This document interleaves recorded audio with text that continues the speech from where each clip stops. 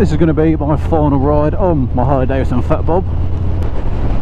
After the saga with the KTM 1290 GT, if you don't know what I'm on about, check out the KTM GT playlist. In short, since I've owned it since June last year, it's been non-stop issues. Pretty much been broken the whole time. This has been really my only bike. Since now the GT has gone, handed back to Santander. Yep, that's right, finance company and not KTM. I've made some decisions for 2023, and some of those life changes mean I can't afford to have two bikes on finance. So with the GT gone, I am sadly part exchanging the Harley for my new BMW. If you are interested in what BMW I do pick, make sure you subscribe to the channel, because I'll be doing a first ride back from today on my new BMW, but I will not tell you which one it is yet. A lot of the comments on the GT videos were recommending Japanese bikes, and people were guessing which bike I was going to go for next.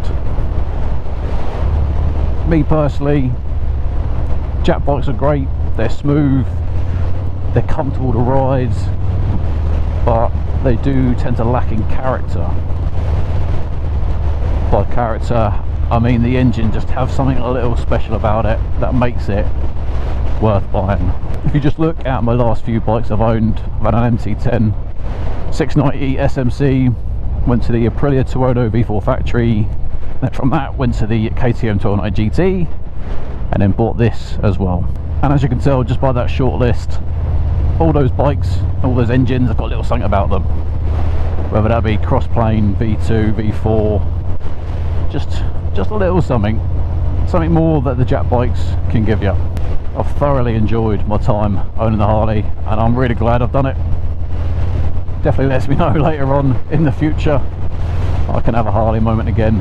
Some of those life choices that I talk about for 2023, there's some really big steps, really big changes in our lives. I'm leaving the British Army. I've done 17 years in the infantry, and it's time for a change, time for something different. My knees, back, hearing, they're all shot, so it's time to give something else a go. Zoe, she also left the military a few years ago. After having served 8 or 9 years, she got captain. She felt the same. Time to conquer other goals in life. We're going to give YouTube a go full time. Ooh, slippery when wet. As you can tell, I am not dressed for this weather. It's already been absolutely bucking it down. Come on. And this Harley does not like wet or slippery roads. I've lost the back end a few times just from accelerating away. Hopefully she holds out till we get to BMW. Sometimes in life you got to step away from your comfort zone, and that to me is having that guaranteed wage, just like I'm sure everyone else is. That little comfort blanket, knowing alright, you may not be making a whole lot, but you know what's coming in, you know you can cover your bills. So it is a nerve-wracking time for me. Joined at 16, only job I've ever had. Let's see what the stiffy street's all about. I love wearing the jeans in the summer, but in this weather it's not ideal. I've currently got water seeping into areas where water should not be seeping. Let's catch back up when we pull in closer to Dick Lovett. I've enjoyed every ride I've had on this bike. If you ever thought to yourself, I could do with having a Harley moment, do it. Don't listen to the haters out there, because there's always people that hate Harleys. Harley have got a good selection, a good range to find the bike that suits you and fits you. Zoe's 5'5", obviously she can sit on this fine because the seat height is really low, something like 705 mil. The height's not the problem for her, it's the weight of the bike. 300 odd kilos. She ain't a light girl. The bike, not Zoe. Cheeky.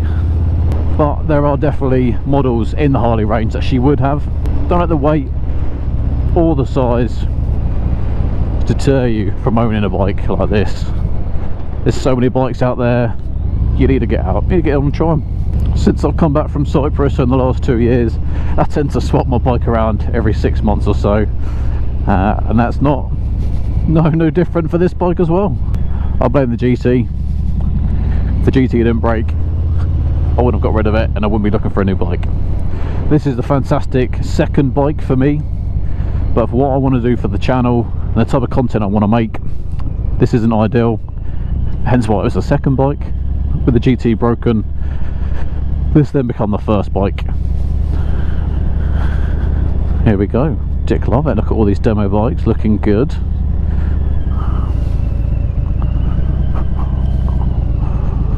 Just park her up. Well, my lovely Fatbob, it has been a pleasure. Thank you very much for all the rides we've had. You will be missed. But as always, guys, thank you very much for watching. And until the next time, you'll see you on a new bike.